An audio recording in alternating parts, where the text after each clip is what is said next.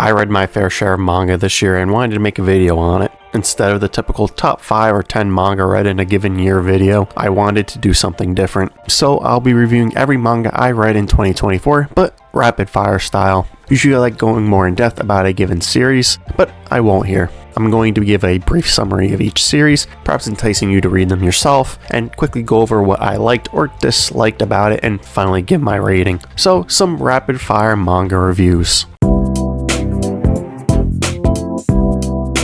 Is there a better way to start a video than to review a polarizing and odd title such as "Turns Out My Dick is a Cute Girl"? Probably not. But what if I said that this is the first manga I ever read? You probably think I'm crazy, but why not start with something as weird as this? Turns Out My Dick is a Cute Girl is a manga about literally that. One day, a high school guy named Kosuga wakes up and realizes he no longer has a dick and it is now transformed into a girl. This comedy manga is extremely straightforward, and yes, if there's potential to slide in a dick joke, it happens. Initially, this idea was funny and I actually enjoyed it. Unfortunately, the novelty of the idea wore off pretty quickly as expected, and reading it has become pretty tedious. I'd say it's similar to a meme being dragged on for far too long, being funny initially, but loses its humor due to repetitive use. This idea should have just been a short 15-chapter idea, letting it run its course, because there's only so many jokes that you can make before it gets annoying or unfunny, but for some reason it's still dragging on, nearing 30 chapters. More recently, Kosuga has met up with his balls, which also transformed into a girl, and now both his dick and balls want to become idols. I'm assuming this is going the route of everybody in the world has seen my dick and balls, but like I said earlier, it's just not that funny anymore. I'm updating the rating for this series from a 5 out of 10 to a 4 out of 10, and it's very close to being dropped. Parasite in Love is about two people, Kosuga and Hijiri, who struggle with different phobias as they end up supporting one another while reintegrating into society. Kosuga is a 27-year-old man who struggles to keep a job because he's a germaphobe. Hijiri is a 17-year-old girl who has scopophobia, an excessive fear of being stared at. Despite not being a good pair at the beginning, oddly enough they begin to complement each other, introducing the possibility of growth. Slowly, their phobias become less intense when they're around each other because they understand each other. Their time spent with one another brings a level of relief and comfort. I picked this up because the synopsis seemed interesting, especially the part where it says there's a problem, however, namely the parasites in their heads. At first, this manga was enjoyable and done well through the various moments. I was hoping that the story was going to be written in a way that the parasites in their heads were fake all along and they represented an irrational fear that ate at them, preventing them from being the best person they could be. Unfortunately, that wasn't really the case. Conversations Kosuga and Hijiri had along with their moments spent with one another at the beginning were easily the best part of this idea. Unfortunately, it was rather short-lived since the second half of the manga was obsessed with talking about the parasites, and that part was just not written very well. As the story progresses, instead of the focus being on the people, it was more focused on medical jargon while trying to find a cure for the parasites, which made this a much more tedious and uninteresting read overall. I probably would have liked this series more if it just focused on these two characters helping each other deal with their problems or inadequacies together as they try to live more normal lives, ultimately reintegrating with society. The manga has an open ending and the overall series isn't horrible, but I definitely say it slowly started losing my interest as it went on. I give Parasite in Love a 5 out of 10.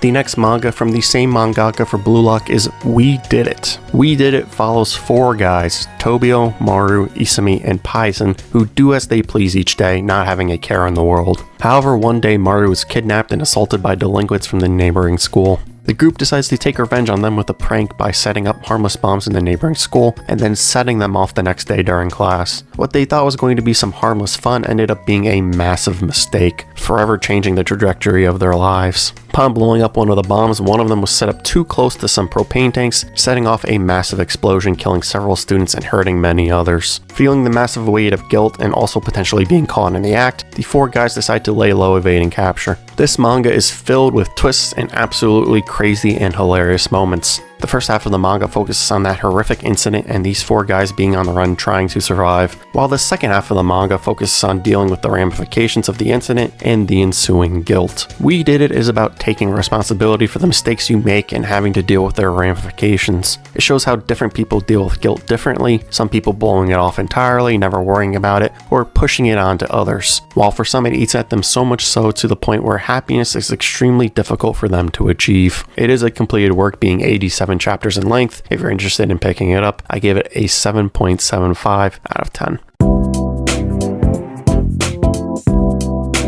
The God's Lie is an extremely short 5-chapter drama and romance manga. Natsuru is an 11-year-old boy who has recently transferred to a new school and struggles talking to girls thanks to a Valentine's Day event. One day, after helping to save an abandoned cat, he runs into a female classmate named Ryo Suzumura and her younger brother Yuta and asks if their family can take care of it, which they agree to do. However, throughout their conversation, the brother and sister act strange. Natsuru finds out that they live alone in a dirty house and on a strict budget. Obviously, they don't want their secret getting out and force Natsuru to keep it to himself. As the story progresses, Natsuru naturally finds himself spending more and more time with Ryo as the two of them start to fall in love with each other. However, as time goes on, the secrecy and reasons for the Suzumura family's strange life begin to rear its ugly head, as they are keeping a very dark and depressing secret. There is a plot twist within the story, but it is very predictable. Overall, I'd say that the twist is alright, it's nothing special though. The manga sets up a shock, pity-filled, and potential tear-jerking moment for the ending, and does an okay job nailing it. However, it ended up never gripping me like it really needed to. Since it is a short read, I'd recommend checking it out yourself. Maybe the emotional ending will have more impact on you than it did me. I give The God's Lie a 6.5 out of 10. Leviathan is a short manga following space scavengers who stumble across the abandoned spaceship Leviathan. While looking for valuables, their curiosity is piqued as they want to know what happened on the ship. Eventually, one of them finds a diary written by one of the child passengers, recounting the final days of everybody on board. The diary's author, a middle schooler named Ichinose, states that one day while on a middle school trip through space, an emergency occurs on the ship. This problem leaves the ship with only 50 hours of oxygen, no chance of escape or reaching safety, and zero way of sending out an SOS.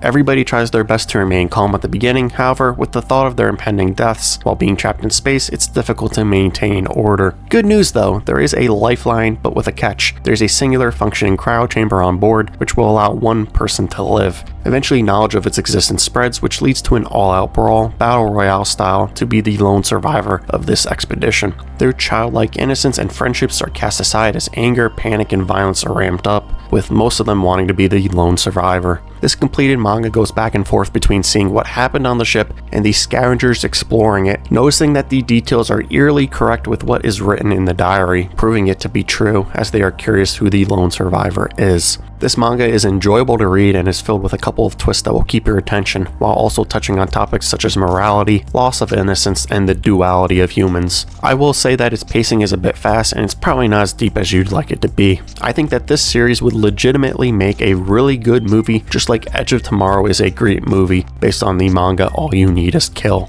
This series is short, so it's easy to condense it into a 2-hour time frame. If there was a movie adaptation, I hope the director would take some creative liberties with it, because some parts of it definitely could have been a bit better. Mainly the pacing at certain parts was far too rushed. Overall, I give Leviathan a 7 out of 10. The manga Coffee Moon is about a girl named Pieta who has been reliving her 16th birthday over 1,000 times. Despite being stuck in a time loop and having to experience unlucky events, she remains content with her current situation. Each day is pretty similar to the last, but one day her friend Danny somehow gets caught in the loop as well. Both of them team up trying to figure out what the trigger to this phenomenon is, as they realize that something sinister is waiting for them. The story for the first 10 chapters focuses on what is happiness to an individual, and also deals with desires and dilemmas that can arise from that. It tells you to embrace negative emotions instead of sweeping them under a rug and trying to forget them entirely, since this can lead to more problems. This manga had an interesting starting concept with some gorgeous art, and that's about it. After the first arc involving Pieta and her repeating the same day over and over, it became substantially worse. I thought that arc was average at best, not even really liking it, but after that I felt like the series lost the plot entirely. Somehow Coffee Moon went from a psychological work to a generic battle shonen magical girl series out of nowhere. Extremely random elements are added into the series. Characters, their powers, and other lore that are introduced are done so half-assed and are explained very poorly. This felt like an entirely different concept based off the beginning, and it didn't mesh well with the original premise. It took me completely out of the story, especially since the magical girls section was awful, forcing me to drop this series at chapter 18. For what I read of Coffee Moon, I give it a 2 out of 10, which to be fair I think is a generous rating for the series since the magical girls section deserves a 1 out of 10. It is that bad.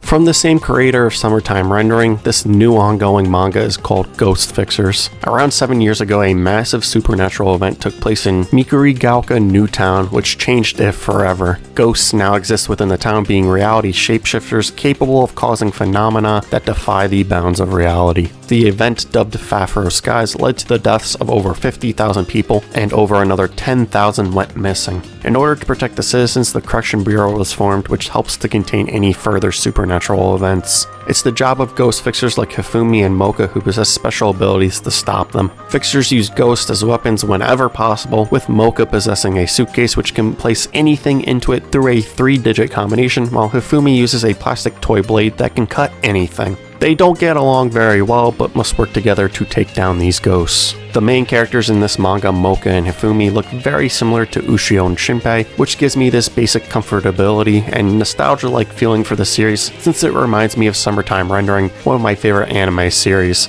This manga also gives off a similar comedic tone that Summertime Rendering did, yet another positive for me. Thus far, I've really enjoyed this series with its gorgeous art, and it's introduced some really cool ideas lately that could be great for its future. Currently, I am a bit behind on reading it, but thus far, I give Ghost Fixers an 8.5 out of 10. A Distant Neighborhood is a time travel manga where a 48-year-old man named Hiroshi, who has a wife and 2 kids, gets the chance to escape reality and relive his adolescence. Specifically, he's transported back in time to when he was 14 and right before his father, Yoshio, abandons his family. Still possessing knowledge gathered over the course of 48 years, things go much differently than they did the first time for Hiroshi. The question is, should he change the past? His personality changes, ultimately enjoying life much more thanks to the lens of his 48-year-old self, and that does not go unnoticed by his peers. A Distant Neighborhood delves into things like grief, frustration, and appreciation, which all contribute to the enjoyable, gloomy, and melancholic atmosphere throughout the manga. This manga reminds you that sometimes you have to look at life from different angles. Just because from your point of view something may look terrible or irrational does not mean that it is. You need to look at different situations through different lenses in order to better understand where a person is coming from. Enjoy the little things in life because life can be short. This series is only 16 chapters long, and I would have liked it to be a bit longer to delve more into those themes, specifically through Hiroshi more. I think A Distant Neighborhood is solid, and I give it a 6 out of 10. My Dearest Self with Malice Aforethought is an extremely entertaining roller coaster of a read, filled with many twists and suspenseful moments that makes it difficult for you to put it down. It follows a seemingly normal college-age student named Eiji, doing what almost everybody does during their college years, drinking with his friends and trying to find a girlfriend. After an enjoyable night of drinking on October 23rd, he goes to bed, but upon waking up finds a beautiful girl from his school, Kyoka, lying beside him claiming that she is his girlfriend. Eiji has zero recollection of how this happened and even finds out that somehow he woke up on the 27th, not being able to recall anything that happened for the past 3 days. What did he do during this time and why does he have zero memories from those days? Not only does he have this mystery to solve, but a magazine writer exposes Eiji's darkest secret right in front of his girlfriend, that he is the son of an infamous serial killer. Eiji's journey where he has to confront reality and his past throughout this manga is absolutely incredible. The second where you start thinking that you have a great grasp of what will happen next, a great twist occurs. This series goes from 0 to 100 on the craziness scale very quickly, but also does it in a rather believable way. The art within this is incredible and done perfectly to set the atmosphere for this manga, so much so that this series feels like it deserves a horror tag as well. My Dearest Self with Malice Aforethought is easily one of the best manga I have read in 2024. I give it a 9.5 out of 10. The only reason why I won't give it a 10 is because for the last 30-ish chapters, I felt like there was a noticeable change in quality and believability as compared to the first 2/3 of the story. There are also some nitpicks I have about the story and dialogue throughout, but overall this psychological thriller is a must-read if you love that genre. A massive inescapable prison aptly named Prison City houses over 500,000 inmates, and its population continues to grow. One day, two kids without parents, a young girl and a recently born baby boy, overhear their neighbors talking about escaping soon due to favorable weather conditions. Chloe carries her baby brother Locke during a massive snowstorm, following the three criminals as they successfully escape the prison. However, while climbing up the wall, the kids are spotted, forcing Chloe to lose her grip on Locke, resulting in him plummeting back down to the ground. A distraught Chloe feels like she has failed her baby brother since her sole job was to protect him, but she was forced to leave him behind. Using that as motivation, she trains with the three criminals who escaped over the course of a decade as she prepares to make her return to Prison City in hopes of being reunited with him. Thanks to Chloe's training, she now possesses a ridiculous killer instinct and appears to be almost dancing when she fights, similar to how she would dance to make her baby brother happy. The manga Soloist in a Cage is filled with some really cool moments, and the art style is phenomenal. This series has such a cool and unique concept with a badass female lead. I love seeing her deal with the guilt of losing Locke, and simultaneously wrestling with the guilt she accumulated while leaving a massive trail of bodies in her wake as she tried finding him. This manga also does a good job showing how far people are willing to go for those they love. It started off so strong, but unfortunately about 2/3 of the way in, until the end, the pacing was far too fast for it. I give Soloist in a Cage a 7.5 out of 10, since the overall story is still enjoyable and it still was wrapped up nicely. Yuya has an unusual balcony where random objects always mysteriously appear, objects like leaves, dogs, and newspapers published from the future. The headline of that newspaper states that in the very near future, a murder will take place. The culprit will eventually turn themselves in and take their own life while in custody. Yuya eventually stumbles into a bullied boy named Naoto, holding a blood-stained bat in his hands. Putting two and two together, combined with Naoto's confession of killing his bully, makes Yuya realize the newspaper is correct. Tired of being just a bystander, Yuya decides to help Naoto out. He hides him during the police investigation and attempts to prevent Naoto's suicide. Every piece of information throughout the manga My Capricorn Friend is important, foreshadowing its conclusion. The attention to small details is phenomenal, and overall it is a simple, brilliant written short story. However, what this manga suffers from is the fact that it is extremely short, making this series fall into a what could have been idea. It is still good, but due to its length, the characters are hastily developed, as well as the general story. Yuya and Naoto's friendship just felt weird and unnatural to me because of the fast pacing of it. I'm not saying that it's bad, but it's definitely rushed to fit everything in, ultimately not getting the desired end effect for me. This would have easily been at least a 9 out of 10 if the story was double the length, around 14 chapters. This would have fixed the pacing problem, letting the reader get more invested in the other characters, and making the ending even more emotional. I give My Capricorn Friend a 7.25 out of 10. Over a year ago, I made a video talking about 3 ongoing manga series that are solid reads, encouraging you guys to check them out yourselves. Well, fast forward to now, and I'm still keeping up to date with them. I'm going to quickly update what I think of each one of them now. Matagi Gunner is a story about an old retired Matagi named Hitonari Yamano, who lives alone after his wife's death. And Matagi is a traditional mountain hunter, meaning he's really good at using weapons and setting up traps for his prey. With tons of free time now on his hands, he's looking for a new hobby as he stumbles across an abandoned gaming console with a game still inside of it. This skilled hunter put down his gun, now exchanging it for one from a video game instead. By using his real-life skills and knowledge as a hunter, and after 2 years of grinding Gunner's Tribe, a popular FPS battle royale, he has become a deadly sniper within it, garnering a reputation. Of course, with this reputation as one of the best individual players within the game, combined with the fact that his identity is a mystery, means that other top players will be gunning after him in it. This manga has some pretty cool moments with Yamano outsmarting people, and it showcases his hunter knowledge and deadly accuracy within it. The weirdest and coolest part of this series is the fact that this old man can easily keep up with the younger generation of professional esports gamers. When I finished with that other video talking about this manga, it was around 25 chapters long, and now it's around 50.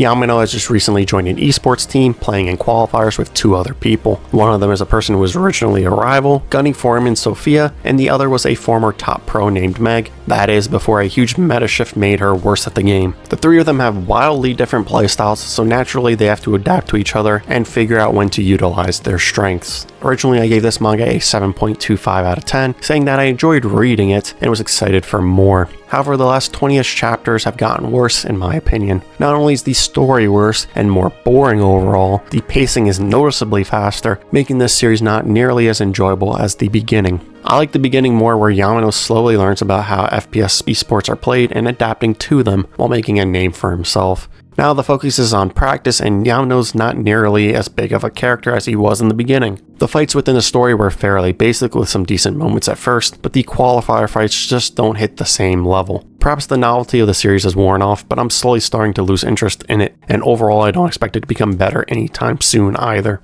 So this series is in need of an updated rating, going from a 7.25 out of 10 to a 5 out of 10. I'll still continue reading it for the time being, but I think it has a relatively short leash now. The second series from that 3 ongoing manga video is False Child, which has now been completed.